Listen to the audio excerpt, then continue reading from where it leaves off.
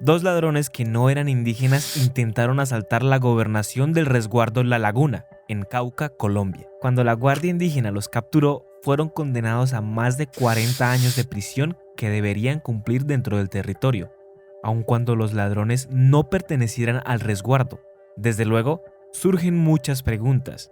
¿Por qué los indígenas pudieron juzgarlos? O desde una perspectiva más general, ¿por qué los indígenas tienen una justicia distinta a la ordinaria?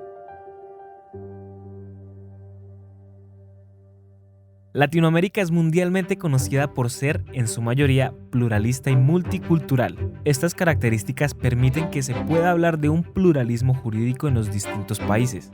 Es decir, permite que coexistan múltiples sistemas jurídicos dentro de un mismo sistema legal. Una de las formas de pluralismo jurídico más presentes es la jurisdicción indígena, un debate muy amplio en esta región con tantas perspectivas como países que la conforman. La situación indígena en Chile es complicada. El neoliberalismo chileno lo ve todo en cifras y las tierras ancestrales no son una excepción. El afán de explotación se junta con la insuficiencia normativa para desamparar a los 9 pueblos indígenas que habitan el territorio chileno. Además, las luchas por la reivindicación de derechos se ven limitadas por un gobierno que responde a los nativos de forma tan despectiva. El pluralismo jurídico, escudo de las etnias ante la poderosa injerencia de las llamadas justicias ordinarias, es solo una idea en Chile. La Constitución chilena otorga la administración de justicia exclusivamente al aparato estatal. Así, las costumbres indígenas para resolver conflictos se ven excluidas y se tornan inútiles.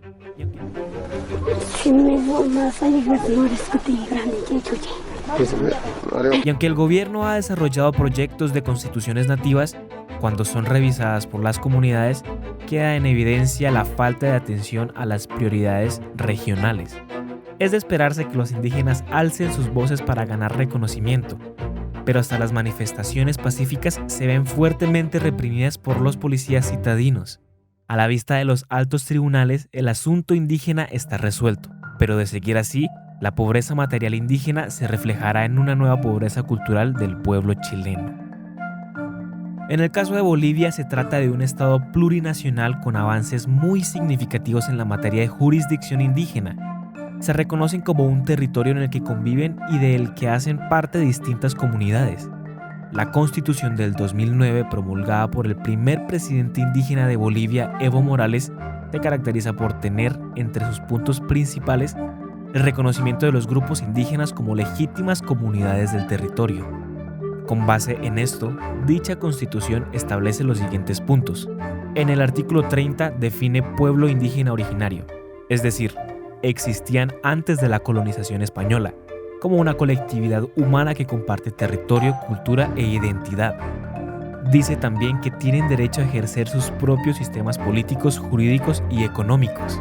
En el artículo 190 se habla de que las comunidades ejercerán jurisdicciones a través de sus autoridades, así aplicando sus propias cosmovisiones. Si bien en Bolivia se ha avanzado mucho con respecto al tema, en realidad aún quedan desafíos para la jurisdicción indígena, ya que en la práctica no se posee tanta autonomía.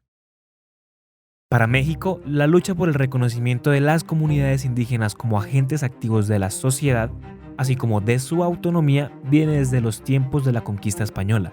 Desde la independencia del país, se han abierto múltiples debates si es acorde a las leyes nacionales que las comunidades indígenas sean autónomas en ámbitos políticos o jurídicos.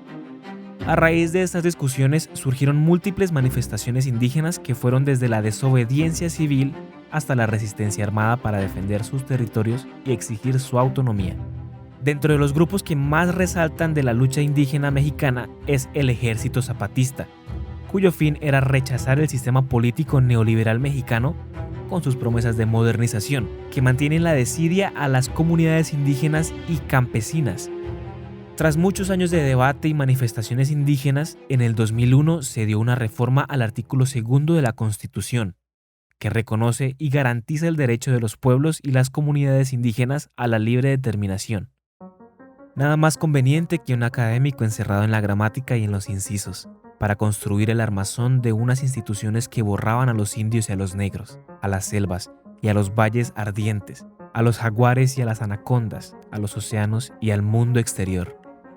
Duele más saber que al mismo tiempo miles y miles de indígenas por todo el país se encorvaban trabajando en las propiedades de los señores, tierras que habían sido de sus pueblos antes de que los dioses fueran borrados por Dios, y que ahora eran los grandes hacendados de la República, todavía por decisión del rey de España.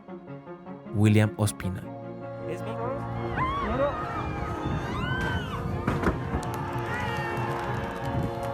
Es bien conocida la indulgencia con la que la corona española trataba a las comunidades indígenas durante la época colonial. Sin embargo, los conservadores crearían una constitución abiertamente discriminatoria contra los indígenas, la Constitución de 1886. Para muestra de ello, la Ley 89 de 1890, por la cual se determina la manera como deben ser gobernados los salvajes que vayan reduciéndose a la vida civilizada. Tales adjetivos de salvajes e incivilizados, promovidos no solo desde la sociedad colombiana, sino también desde las instituciones, despertarían en los indígenas un clamor por el reconocimiento de sus derechos. El eje central de la lucha de los indígenas estaría en aquello que los dio a luz, la tierra. Las disputas por el territorio por parte de los indígenas se remontan a 1905 o incluso antes, con la Ley 55, que permitió la venta de los resguardos indígenas por parte del Estado. Posteriormente se presentarían múltiples levantamientos indígenas y el esfuerzo de la Dirección de Asuntos de Indígenas por prohibir la disolución de sus resguardos. A esto se le suma el enfrentamiento político que tendrían líderes indígenas como Quintín Lame con el Estado o Trino Morales, primer presidente de la Organización Nacional Indígena de Colombia. Todo esto llevaría a que, con la Constituyente de 1991, con representación de los indígenas Lorenzo Muelas Hurtado, Francisco Rojas Birri y Alfonso Peña Chepe, por fin se reconocieran en la Constitución los principios de pluralidad y diversidad étnico-cultural, y se establecería una jurisdicción especial indígena que les permitiera tener formas autónomas de representación. La diversidad latinoamericana se ve reflejada en el gran número de pueblos que conforman esta región. Tan solo en Colombia hay más de 80 comunidades indígenas. Cada pueblo posee tradiciones y cosmogonías propias, son portadores de unos valores, metas e ilusiones distintas a las tradicionalmente arraigadas en Occidente. Es por esto que se hace necesaria la creación de jurisdicciones propias, basadas en la protección de sus saberes ancestrales y el respeto a su autonomía.